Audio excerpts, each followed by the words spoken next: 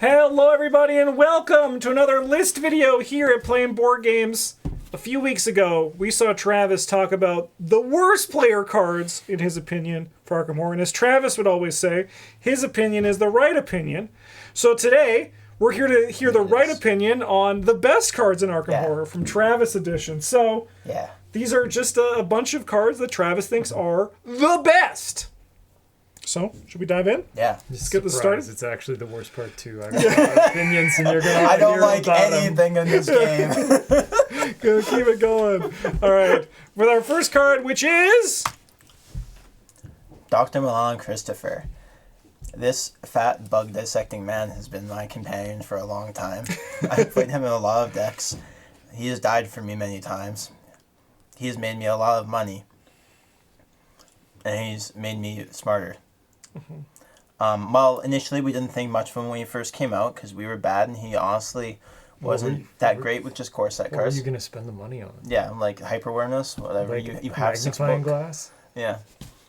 Yeah, once I got higher education, that all changed. But yeah, no, like I've been waiting for years. I waited for years for them to print a level 0 ally that like I would consider running over Dr. Milan, and then they did, and then they tabooed him because he was too good or some garbage. And then they untabooed him. Yeah, they freed him, and now there's like another newish one that's like not quite the same, but because it's level 1. But yeah, but still, there's a reason. They cracked the code. Yeah, you give him 3 health and sanity and some combination, then you give them +1 book, and then they cost 4, and then they do a thing. Yep. Yeah. Yeah. They just got to find another, because like they've done resources, they've done cards to like with a little hoop. What else do they have? What's the next one? We'll find out. Clues. Yeah, just discover a clue at the start of your turn. No, you get to draw cards out of your like relationship deck that impacts like how your allies work with you. Yeah, that's like future 4 design. It soaks like 2 in 1. You get +1 book, and you have an additional ally slot. You can only spend on secret allies.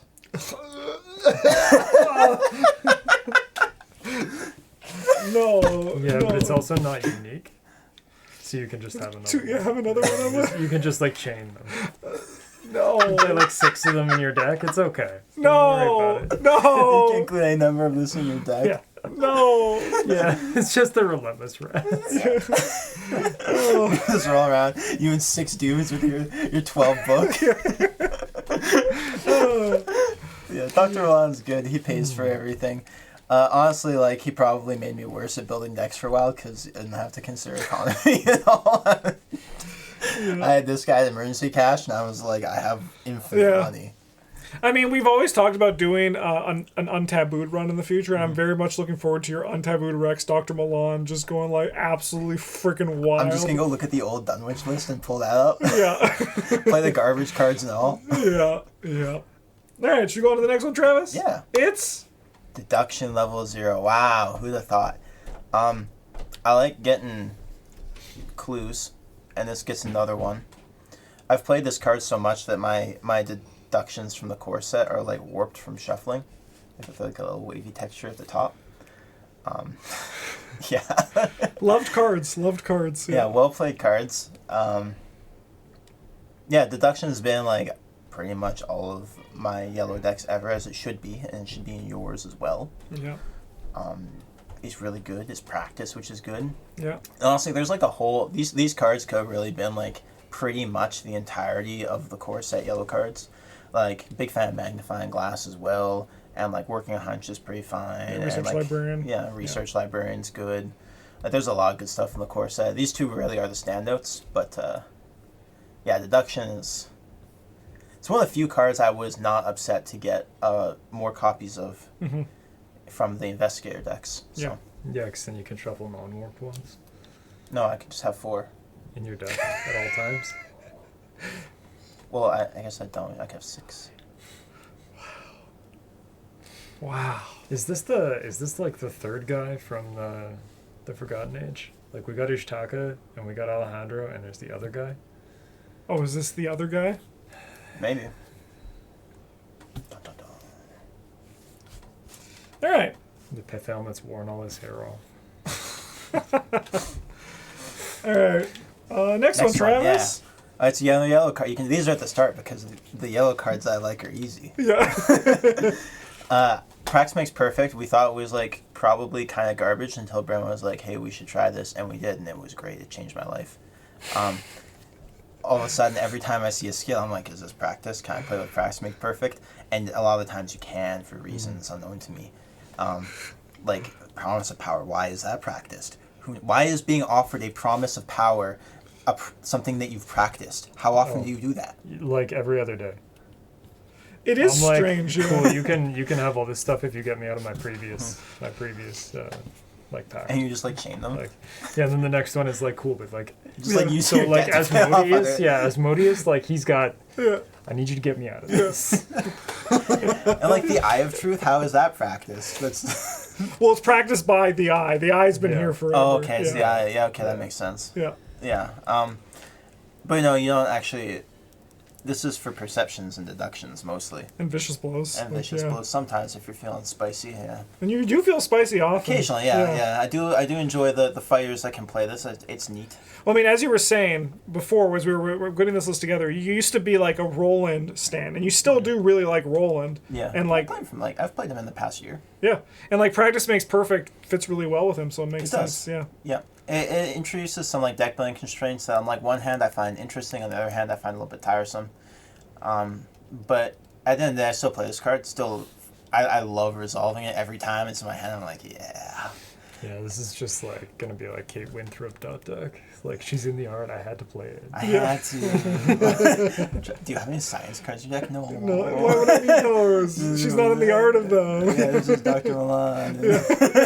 I'm gonna buy higher Yeah, education. deduction. Yeah. You know, through the magic of false credentials, anyone could Yeah. get any art. It's true. Yeah. Could be done. But no, it's a really good card, and I've played it a lot since discovering it was good. Yeah, like only thing better than like 2 deductions, I can play 4 deductions in Yep. the deck basically. Yeah. It's so good, man. It's more like With six. Mandy, It's more like, like my 6 God. deductions because Yep. you hit the deduction, you do the deduction, you put the deduction in your hand. This card is absolutely insane with Mandy. You get 2 skills. I mean, something should be because she's not very good. Yeah, she should have needs a bit something of a going boost. for Yeah, her. she needs a bit of a boost. All right. Next one? Yeah, next one. War of Protection 2. Wow, this is another one that I've played a lot. Specifically level 2 version. Level 5 version's like kind of meh. Just costs a lot for what it does. Level 1 version is like fine. Level 2 version like carried us through a lot of early campaigns and scenarios and stuff when we're playing the game. Being able to stop a non-weakness treachery at any location drawn by anyone is so good. And like it just prevents so many like feel bads for the team too.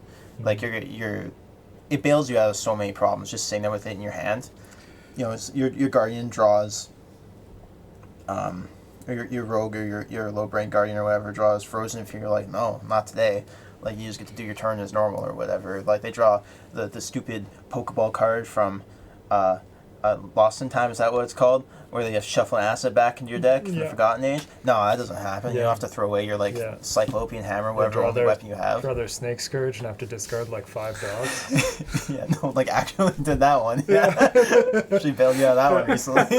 And then there's just Ancient Evils too, right? Just Yeah. say no to that.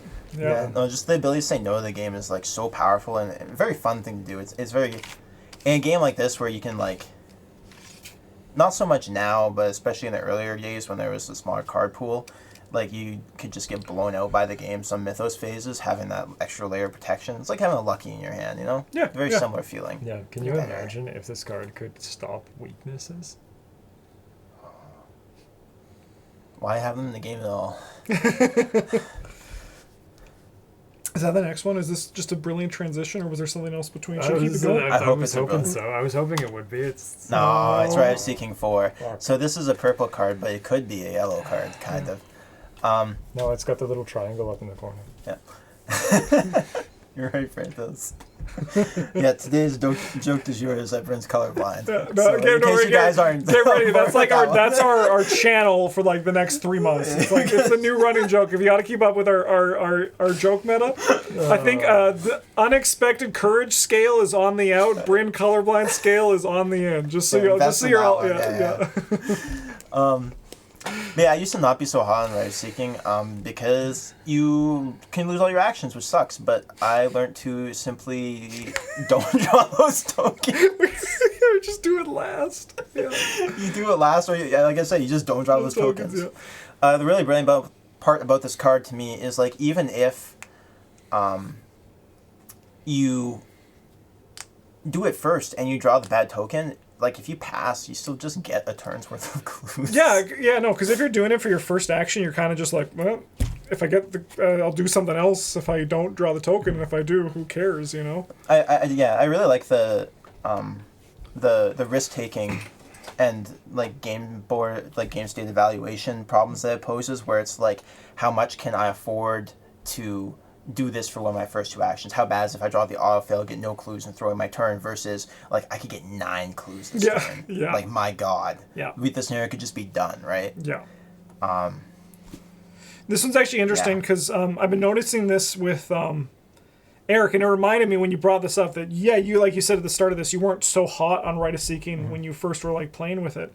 And I'm noticing that with Eric. Eric's like, oh, I'm going to lose my turn. And I'm like, yeah, but that's just like don't, or like do it at the end, because like you're getting like the turn amount of stuff. I know, that's right? how I play it now, right? I'm like, I'll just get clues. Well, if you draw a skull, I'm not gonna. Yeah, and if I do, I don't care, because Yeah. look at all this value.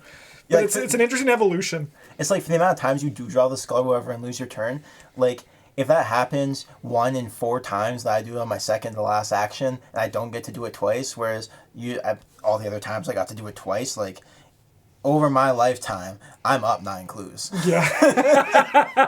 yeah. That's true. You got to look at like outside of just the scenario, but look at like your whole existence of playing Rite of Seeking, because you're probably up. Yeah, you are. Yeah, great card. It's like a yellow card, but purple. Yeah. It's even got book symbols. It does have book symbols. Yeah, that's what caught me for a sec. Bro, sorry, Brent, say that thing again. What? Okay, you ready? Oh. Say the thing about this. Can you imagine if this card could stop treacheries? Weaknesses, you mean? Weaknesses. Run it back, don't worry. Yeah, you one more time. Hey, Brent, Okay. what do you think of this card and its ability to stop weaknesses? It doesn't stop weaknesses. It's an ability, not ability to stop. Wait, take it back one more time. Hey, Brent, what do you think of this card and its ability to not be able to stop weaknesses? Oh man, can you imagine if it could stop weaknesses? Wow, look at that. It's a card that can stop weaknesses. Smooth like butter. Yeah. Could have done it better if we like rehearsed it.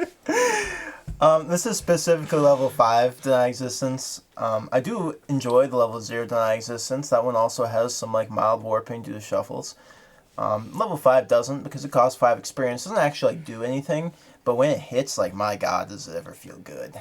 Like, being able to just tell the game no, and also I'm gonna... No, yes. Yeah, you're like, I make the rules, you're not you. Against, like, I'd like you to die from 3 horde damage. You're like, no, I'll, like, gain 3 instead. I've effectively gained 6 from this. Sucks to suck game. Hey, can you throw away your hand? No, I'll draw a new one instead. Like, you want to lose your turn? No, I get an extra one. This is, like, a ward of protection and an ace in the hole in one. You know? Yeah. It's so good. Yeah, the additional action one doesn't happen that much from treachery cards, but when it does. Holy shit. Yeah. It feels so good, man. Yeah. It is, like, a little bit awkward to use this card sometimes, especially when I find I'm playing with, like, I catch myself and then, like, other people that I play with sometimes, that you kind of ingrain it in your head. You're like, I get to stop the game from doing a thing. But, like, not quite. It's, like, some specific things.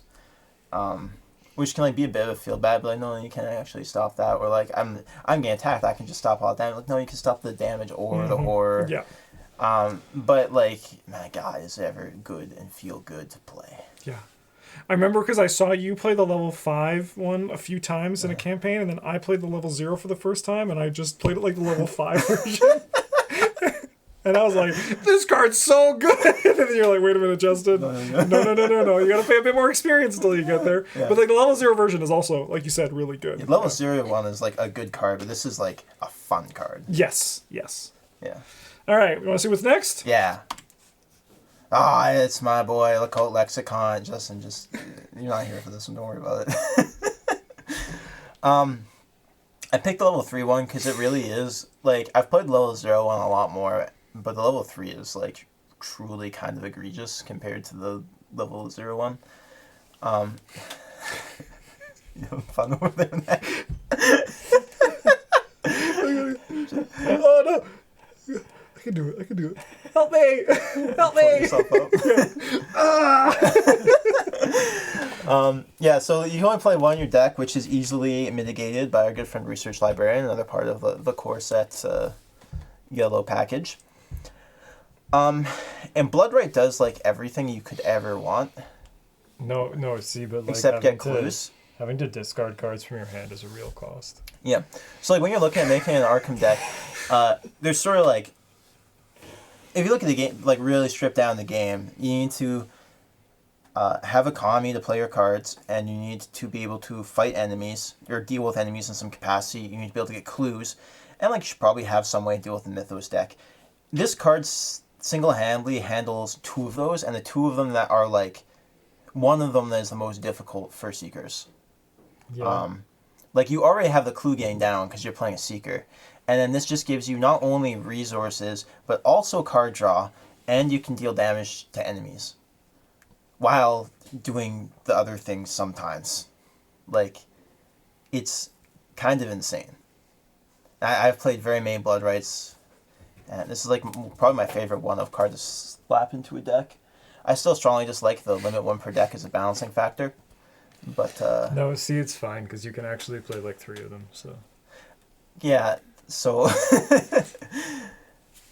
yeah, but like so if I'm playing one of them, it pressures me to play the other guy, which pressures me to play more tomes in my deck. Because like, why wouldn't I? I'm not gonna play him to find just this, and I draw a second one. He can't do anything because I don't have another tome to find, right? yeah, he commits for like a foot because he's spry. Just don't put limit 1 per deck on cards anymore, unless I can like.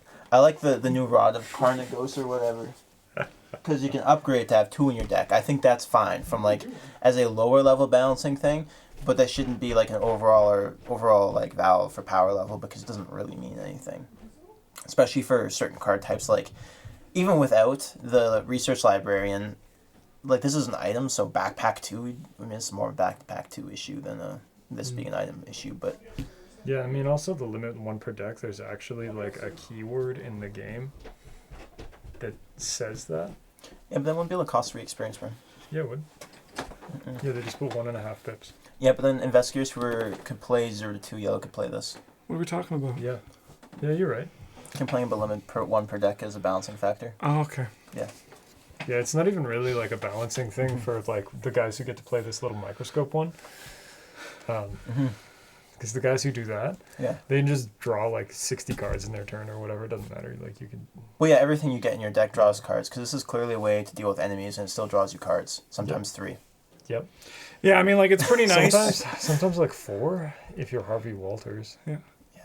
It's pretty nice also to like just to draw like 3 cards and then just discard like a card to kill an acolyte, right? And you're still up a bunch of cards.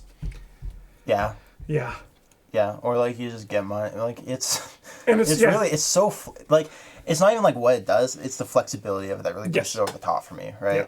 Like sometimes this is just draw 3 cards.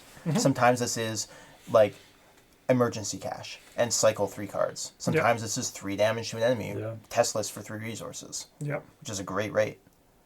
Like, and then it's any combination of those as well. Yeah. Thusly discarded. For each card, thusly discarded. Yeah, you can get that out of it too. Yeah. All right. Next one. Next one. Yeah. It's Faustian Bargain. I bet you guys weren't expecting to see a green card here. So when this came out and when we first started playing with it, we were big into the stocks that we were going to be tired of playing with this card. I have not gotten tired of playing this card because I enjoy playing my cards. It is a little annoying to always have the cursed tokens to put into the bag, but... You were always going to need them. Yeah, probably. There's no way one of us wasn't going to play something that did. Yeah, like Promise of Power and Deep Knowledge. Yeah. But, this card is great no matter who at the table has it. It feels good to be able to help your fellow investigators, to give them the resources. It feels good to just like know you have 5 resources to get the resources for yourself. I really enjoy the being able to distribute the resources as you wish. It allows for some really interesting play patterns like especially with cards like Dark Horse that care about how many resources you have. I really enjoyed playing this, and one of my favorite decks I think I've ever built was this Dark Horse Fin deck that used this for economy, because I could use it to pay for the things I needed, and then when I had the Dark Horse active, I just gave the resources away. And still wasn't a dead card. Yeah, no, like every time Faust and Bard gets played, I'm like, yeah, can I have some of that? And then you give Travis one, he's like, only one? Yeah, see, that's the trouble. You give a Travis a resource, and soon he wants your guns or whatever. Like it's... I don't want your guns, I just want your resources. Fat men don't come cheap. Alright. Do you want to see what's next? Yeah. Oh, it's Fang of Tears. Oh, it's a fucking metal one. Yeah, this card's so cool, man. Yeah, so this one you get to like teleport to an enemy and then deal 4 damage to them adding your foot to your fist. Like, Are we sure this one's not yellow? yeah. Yes. It's blue. Yeah. I I guess blue it's got the cards star. Yeah, sometimes. it's got the star on it. Yeah. This card is like incredibly fun to play, and it is like a little bit sort of anime-esque, a little bit like too kind of a little more pulpy than I kind of like for the game in general. But it is extremely cool to play. It's extremely fun to play, and it does fit within the lore in that you're kind of using the Fang of Tirtha, like the Apex Hound or whatever of Tyndalos, to cut through the angles in space. That's why you teleport somewhere. Yeah. Yeah, it's a really cool card. It's very fun to play. I can't emphasize that. And I saw this card and I was like, I was excited to play with it. And I played with it, and it was great. Yeah. Yeah.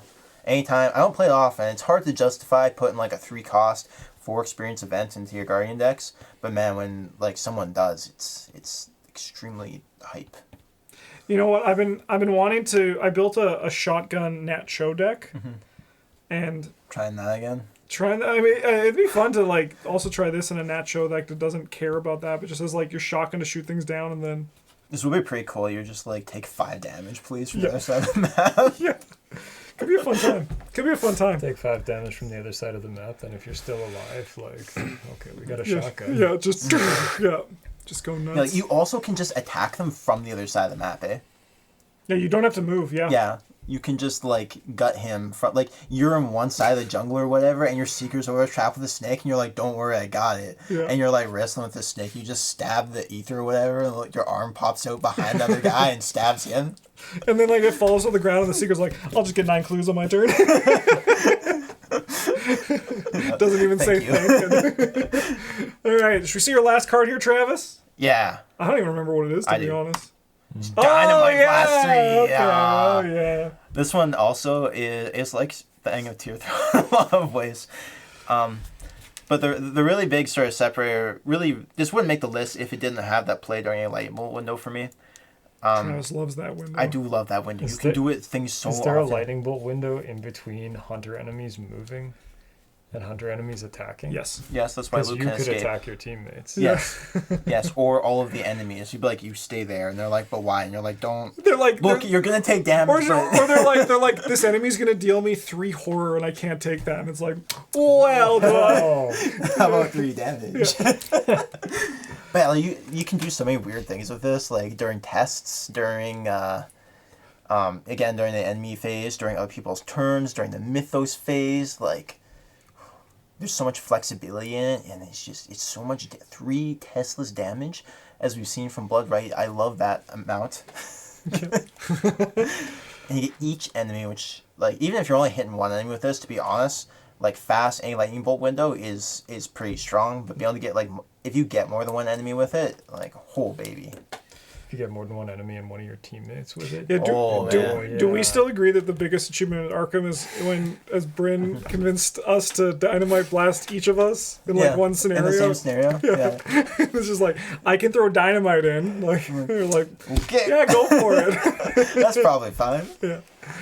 Yeah. Yeah. No, Dynamite Blast is sweet. It always feels great to play. And like it's always such a fun and great inclusion in Carol and Fern. You know, you're just like, because I'm going to get the money. Is part of why I enjoy it so much. Yeah, I like and it playing just works Carolyn. really well in her, right? Yeah. It's got great Yeah. symbols too if you can't afford to play it. Yeah. Yeah, your patient comes to you with their anxiety issues about how they think mobsters are going to come and kill them in their sleep, and you're like, well, what if we blew them up? What if we go out there and blow them up? Will that make you feel better? Like, I think so. Yeah, probably. Yeah. And she's like, all right. Let's Pulls a do box, that. pulls a stick out. There's just like a dozen. It's like, that's not safe. She just like opens up her desk drawer. Yeah. But sorry, I really also enjoy the sort of asterisks it puts on every interaction with your teammates when they're like, hey, can you deal with this enemy this turn? And you're like, well. Yes. And they're like, is it with something other than dynamite blast? You're like, I'm Carolyn Fern. No. Yeah. I mean, yeah, like, it's a great card. It is, yeah. All I right. can't wait to dynamite blast somebody who's got a devil on them, Oh, yeah. and then just like kill Call it chain reaction. somebody Yeah. else, like a third party. Yeah. Like, oh no, you only had 6 health. Oh, jeez. Oh no. Anyway, that cultist is dead. We got Don't him. worry about it. Mission accomplished. Okay. Yeah, we're done now. We're You got the done. last one. We're done. Well, thanks for watching, everybody. I hope you enjoyed this video. We're going to be up. Bryn is next in the next few list videos. We're going to see Bryn's worst player cards, which should be a great time for Travis. And then like probably my worst player cards again. Yeah, worst player cards again, but we're going to call them the best. Yeah. And then, yeah, so look forward to that on the channel. If you haven't subscribed, you should definitely subscribe. We release an Arkham Horror video every day of the week. In the meantime, thanks for watching. Have a good one. And as always, a GG's.